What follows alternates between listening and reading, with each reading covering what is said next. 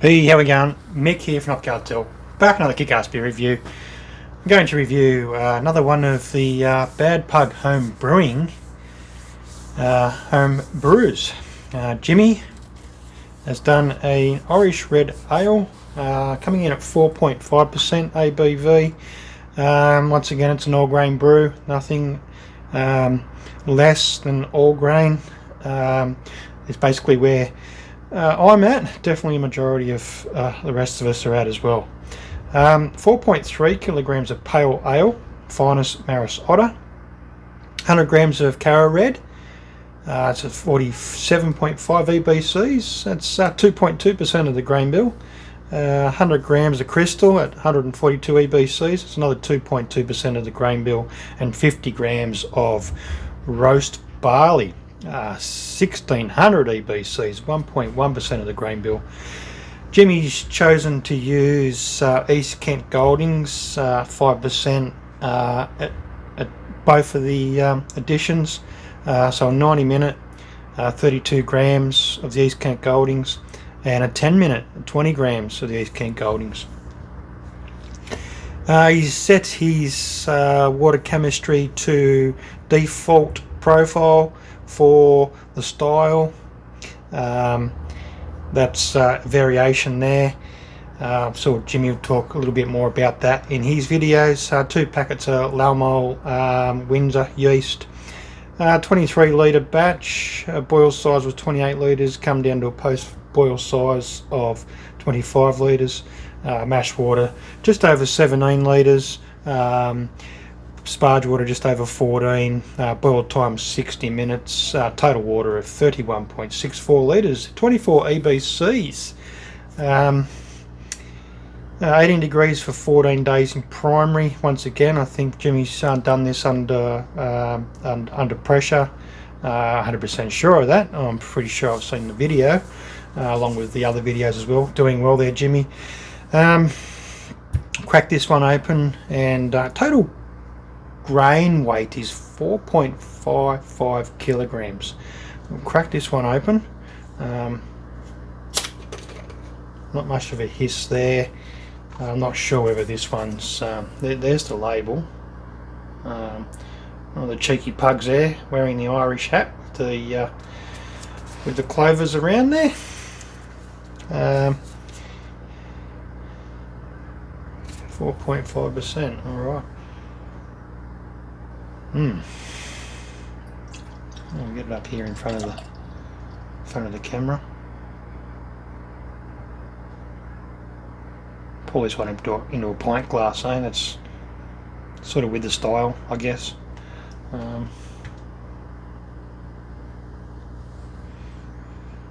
Nice red, sort of almost a brown, but that's not the best lighting. If you could probably get some light shining through that and get it, yeah, look at that. There's some nice red, dark red colour there. Iridescent under the LEDs, which is great. So she's looking good.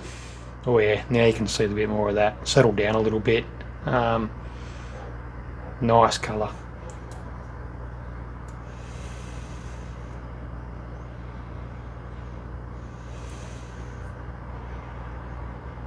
And this one's definitely smelling a little bit more balanced than the Pineapple Express. Sucker for red ales and red IPAs. East Kent Goldings. I've got a nose full of smoke at the moment. I'm just got a nice butterfly pork on the smoker. Midweek.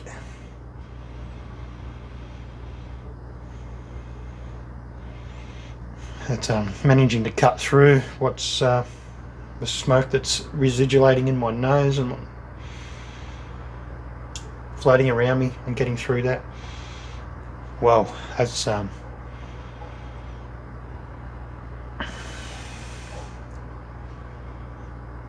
just off the nose. I'm getting a little bit more than 4.5%. Cheers. Cheers, Jimmy. Cheers, Bad Pug Brewing.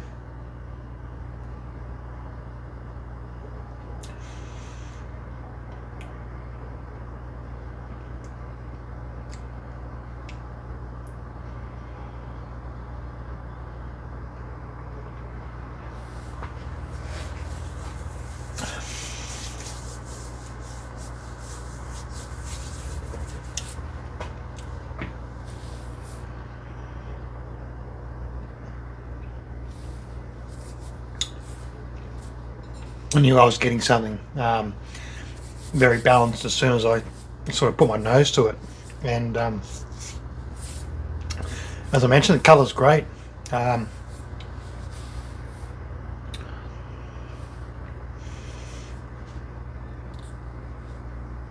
love the use of Cara Red, the crystal and roast barley as a collective. I think Jimmy mentioned to me when we done the swap Jimmy. What did I give Jimmy? Oh, some barley wine. So hopefully he either drinks some young or he savours, drinks one young, savours the other. Try to give 2 of each to my recipients so that they get an idea of what I'm trying to do with that side of the project, the Unicorn Brewing project. Excuse me, is try them young myself and try them down the track, and start to learn a little bit more about the nuances and the changes that the beer has, and see whether any particular recipe performs better. And then we've got a collective where we can just go, we're going to brew these beers, and that's sort of it. Probably going to be quite similar to obviously what Jimmy's doing as well. Just trying to nail down some particular recipes, those styles that you like the most, and hopefully those recipients like those styles that we're handing over. So yeah, quite enjoying it. The trade-offs have been good, and so Jimmy did mention in that trade-off that he couldn't get hold of the Red X, and particularly good malt, the Red X, but I'm not sure about using 100% Red X to create a beer. I think it does need other things to sort of bring a beer forward a little bit better. So although the combination there works quite well, and it's probably something you're going to get with Red X, just a little bit less mucking around with grain and so forth, but nothing wrong with that at all. It gives a little bit more of an element to the beer. I think you've got a little bit more control over the balance when you add things like that.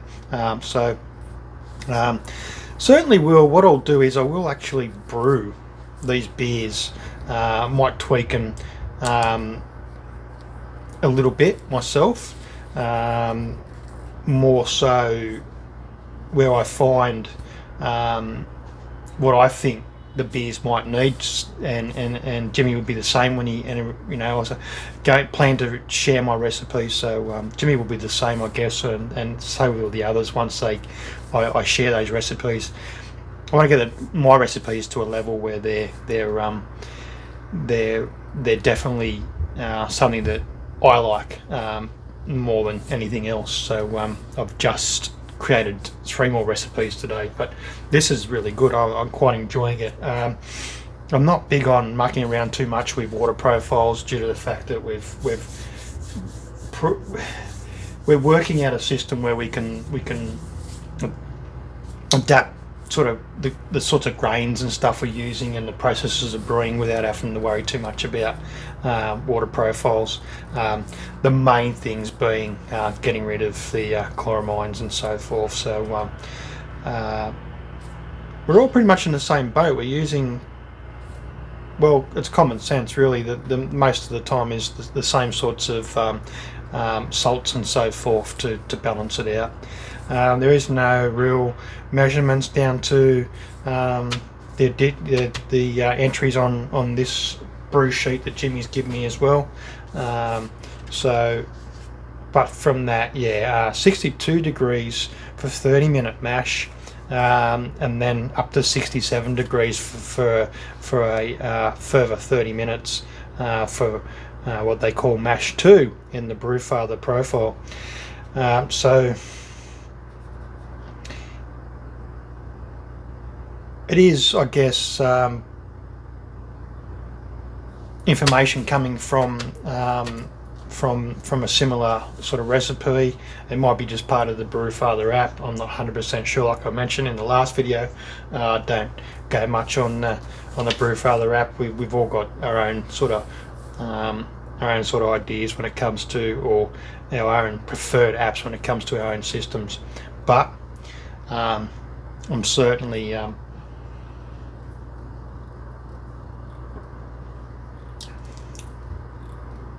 certainly picking up that East Kent Goldings, and I'm certainly picking up those combinations of malt. You'll see here we've got some nice cling, we've got some lacing, some good, I like to call it cling, lacing, but I like the fact that it clings. What I see when I move the beer around is what's left of the head sort of just creating a film, regardless of where it is on the glass, whether it's just had liquid on it or not had liquid on it. As you can see there, as you move it away, we've got cling, and that's exactly what you want to see.